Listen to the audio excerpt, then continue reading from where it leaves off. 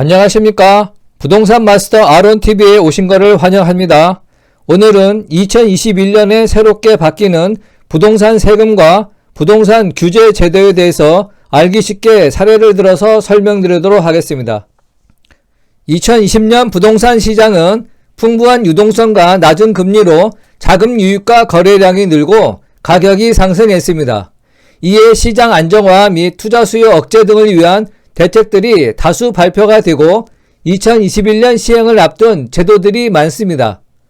양도소득세 및 종합부동산세가 강화되고 특별공급 청약 자격이 완화되거나 사전 청약 제도가 실시되는 등 다방면에서 큰 변화가 나타날 전망입니다.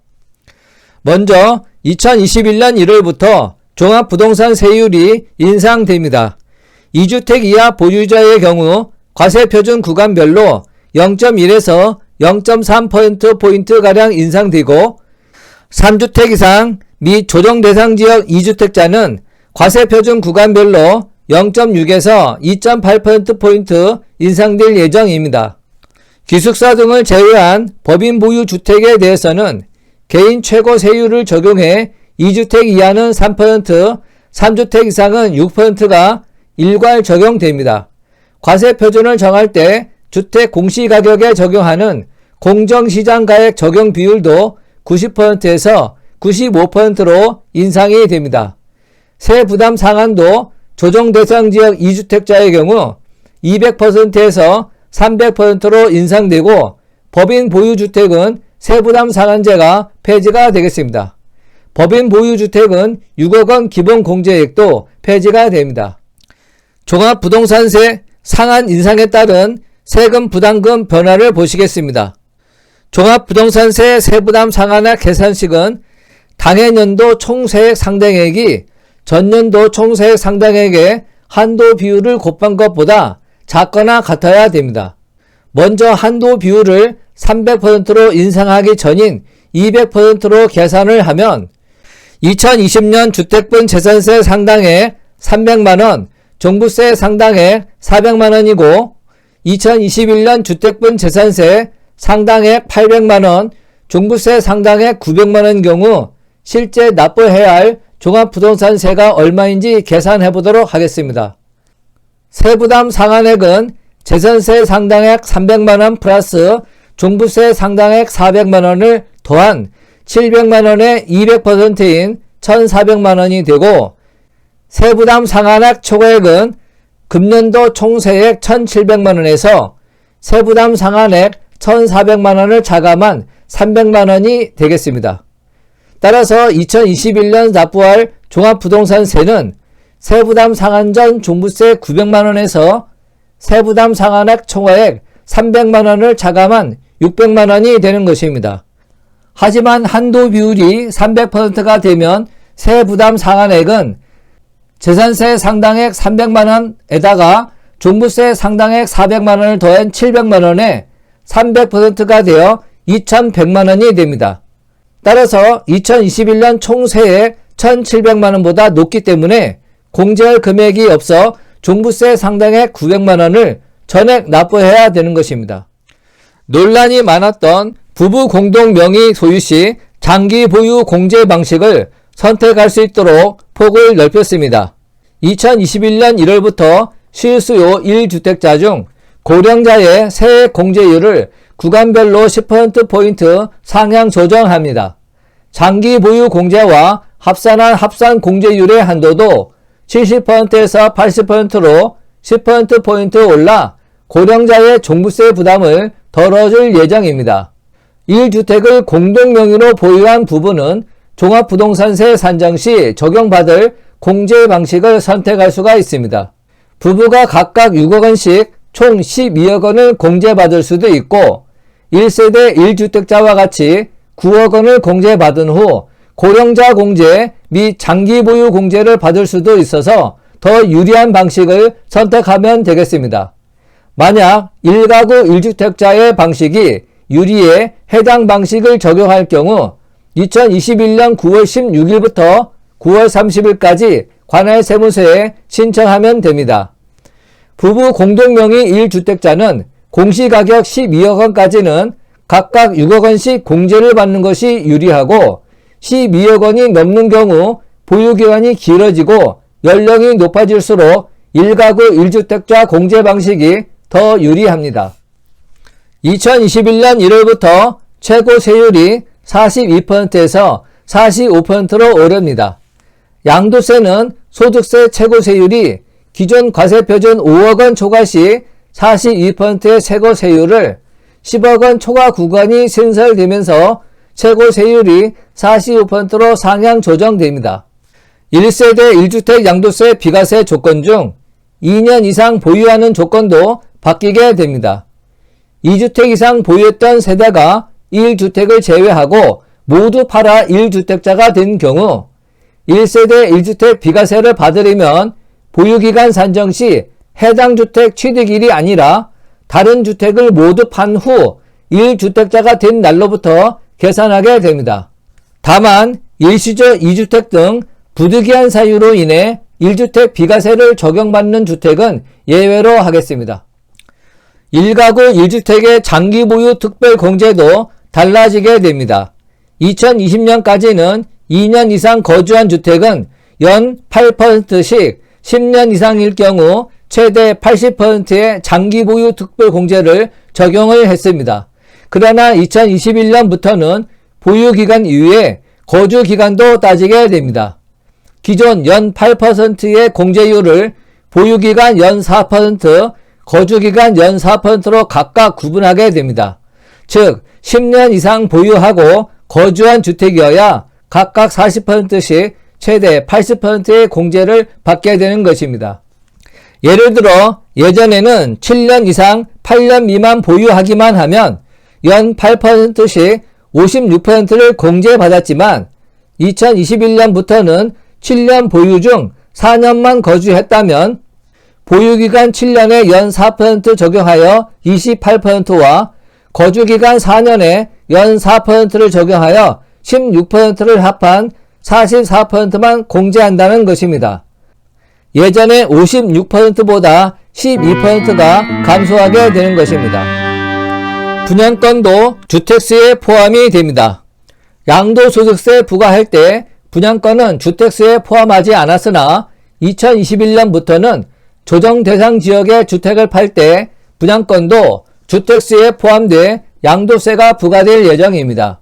다만 2021년 1월 1일 이후 취득한 분양권에 대해서만 적용을 하고 이전에 보유 중인 분양권은 제외가 됩니다.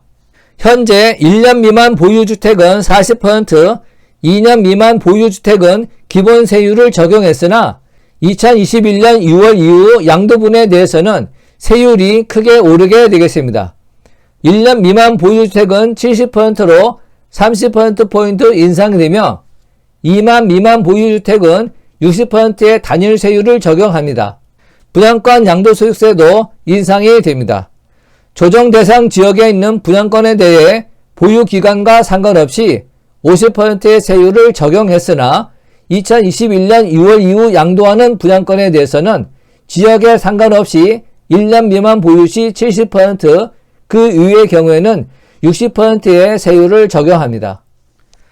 또한 다주택자가 조정 대상 지역에 주택을 팔 때 적용하는 양도세 중과세율이 10%포인트 높아집니다.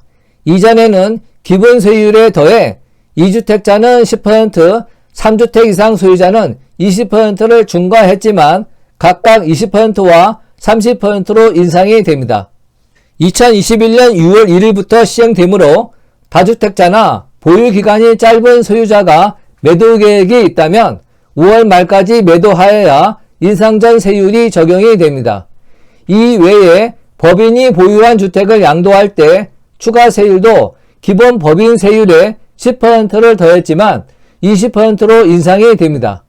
입주권이나 분양권에 대해서도 추가 세율이 적용이 됩니다. 참고로 법인 세율은 과세 표준이 2억 원 이하인 경우 10%, 2억 원 초과 200억 이하인 경우 20%, 200억 원 초과 3천억 원 이하인 경우 22%, 3천억 초과 시 25%가 되겠습니다. 현재 민영의 신혼부부 특별공급 소득 기준은 도시근로자 월평균 소득의 외벌이 120%, 맞벌이 130%이지만 2021년부터는 도시근로자 월평균 소득의 외벌이 140%, 맞벌이 160% 이하로 요건이 완화가 됩니다. 공공주택의 신혼부부 특공소득 기준도 이전 도시근로자 월평균 소득의 외벌이 100%, 맞벌이 120% 이하에서 2021년에는 외벌이 130%, 맞벌이 140% 이하로 완화될 예정입니다. 생애 최초 특별공급 소득 기준도 완화가 됩니다. 이전은 공공주택의 생애 최초 특별공급 소득 기준은 도시근로자 월평균 소득의 100% 이하, 민영주택의 생애 최초 특별공급 소득 기준은 도시근로자 월평균 소득의 130% 이하지만 2021년 1월부터는 공공주택은 130% 이하까지, 민영주택은 160% 이하까지 완화가 됩니다. 특별공급 내 소득 기준에 따라 나눠지는 우선공급과 일반공급 비율도 달라집니다.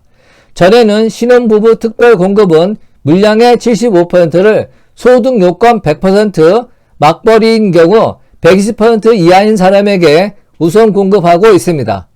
이 비율이 2021년에는 70%로 줄어들고 대신 상위 소득에 해당하는 일반 공급 비율은 25%에서 30%로 늘어날 예정입니다. 세계 최초 특별 공급도 우선 공급 70%, 일반 공급 30%로 나눠서 공급이 됩니다. 완화된 소득 요건을 충족하는 사람들이 신청할 수 있는 일반 공급 물량이 늘어나는 것이며 일반 공급은 추첨제로 진행될 예정입니다. 특별 공급은 소득이 낮을수록 당첨 확률이 높아집니다. 특별 공급 물량의 70%를 우선 공급하고 나머지 30%는 완화되는 소득 요건을 충족하는 사람들과 우선 공급에서 탈락한 사람을 함께 대상으로 공급하기 때문입니다. 당첨자 거주 의무 기간이 신설됩니다. 지금까지는 위장 전입을 하거나 허위 임신 진단서 등을 발급하는 방법 등을 쓴 공급 질서 교란자에게는 청약 금지 불이익을 줬습니다. 2011년 2월 19일부터는 분양권 전매 제한을 위반하거나 알선한 사람도 공급 질서 교란자와 동일하게 위반 행위를 적발한 날로부터 10년간 청약 자격이 제한이 됩니다. 또한 분양가 상한제가 적용된 아파트의 당첨자는 최소 2년 이상 거주해야 합니다.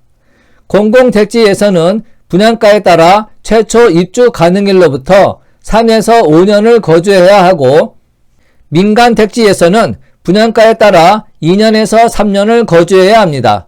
만약 거주 의무 기간에 실제 거주하지 않고 속일 경우 1년 이하의 징역 또는 1,000만 원 이하의 과태료가 부과됩니다. 거주 의무 기간 중 해외 체류, 근무, 생업, 취약 또는 질병 치료 목적으로 다른 지역에 거주하는 등 부득이한 사정이 있을 때는 LH의 확인을 받으면 해당 주택에 거주한 것으로 인정이 됩니다. 3기 신도시 분양 관련해서는 아래 내용을 참조하시기 바랍니다. 2021년 6월부터는 주택 전세, 월세 계약 시에 전반적인 계약사항을 임대차 계약 당사자가 30일 이내에 시군구청에 공동으로 신고해야 합니다. 신고할 계약사항은 계약 당사자, 임대기간, 보증금, 임대료, 계약금, 중도금, 잔금 납부일이 등입니다. 신고와 동시에 확정일자가 부여가 됩니다. 또한 주택임대차 계약 신고 후 해당 주택 임대차 계약의 보증금, 임대료 등 가격이 변경되거나 임대차 계약이 해제된 경우에도 30일 이내에 해당 시군구청에 공동으로 신고해야 합니다. 전월세 신고제가 적용될 지역 및 임대료 범위는 대통령령으로 정하게 됩니다. 임대차 계약 내용을 신고하지 않거나 거짓으로 신고한 사람에 대해선 100만 원 이하의 과태료가 부과됩니다. 참고로 오피스텔 고시원 등 주택이 아닌 경우에는 신고 대상이 아닙니다. 이 외에 도시 및 주거환경정비법 개정 후 2021년 상반기 중 시행할 예정이었으나 2020년 말 개정하지 못해 시행 시기가 정해지지 않은 제도도 있습니다. 수도권 투기과열지구 내의 재건축 사업장에서는 조합원 분양 신청 시까지 2년 이상 거주해야 분양 신청을 할 수가 있습니다.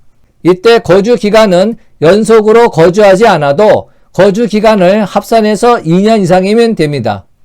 거주 요건을 갖추지 못한 조합원은 감정가 또는 시가로 현금 청산받고 나가야 합니다.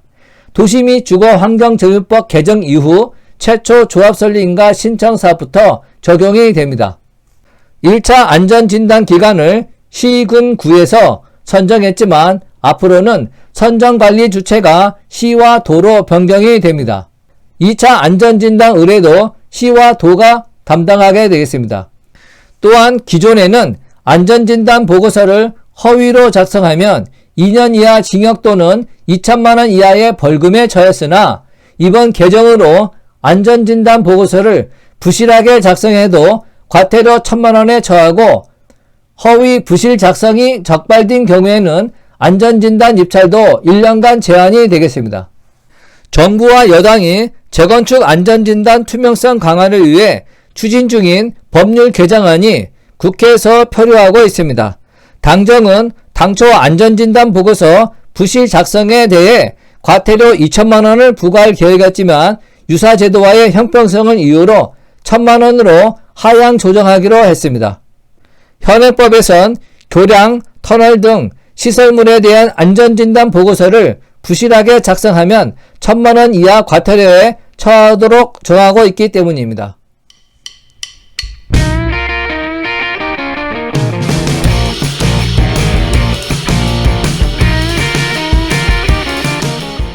본 강좌가 유용했다면 구독과 좋아요 꾹 눌러주시고 궁금한 점은 댓글을 남겨주시기 바랍니다.